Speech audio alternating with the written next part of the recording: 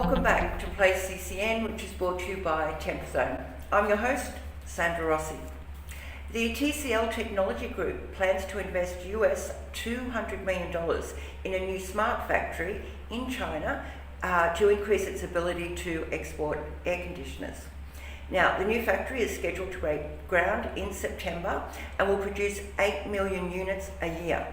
Now, the factory will expand TCL's capacity to 15 million units this year.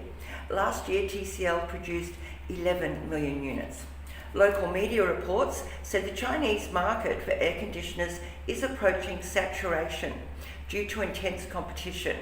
As a result, most companies are stepping up efforts to develop their brands internationally. TCL also has production bases in Brazil and Indonesia.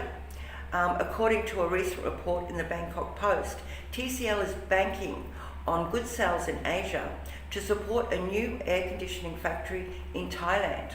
The TCL hopes to break ground on this new factory in Thailand within 3 years.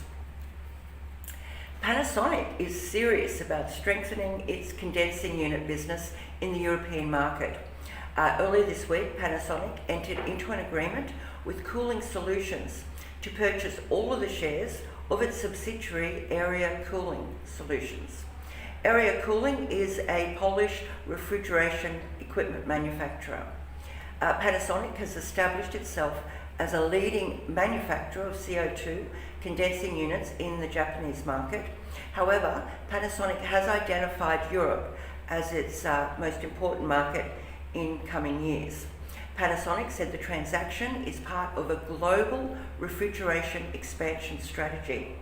In a statement, Panasonic said Area Cooling is an innovative company that is aggressively investing in growth areas such as inverter-controlled condensing units and CO2 condensing units. The acquisition doesn't include Area Cooling's distribution business of compressors and HVAC&R components. And finally, LG Electronics has achieved its highest ever second quarter performance. LG posted a quarterly profit of US $869 million. The results were driven by air conditioning sales, which jumped 80% year on year in June. There was also strong growth in cooling for the AI data center market. This is a market that is booming right now and is likely to continue to boom in the next few years. Okay, that's it for our headlines this week, which were brought to you by Panasonic. Thank you for watching.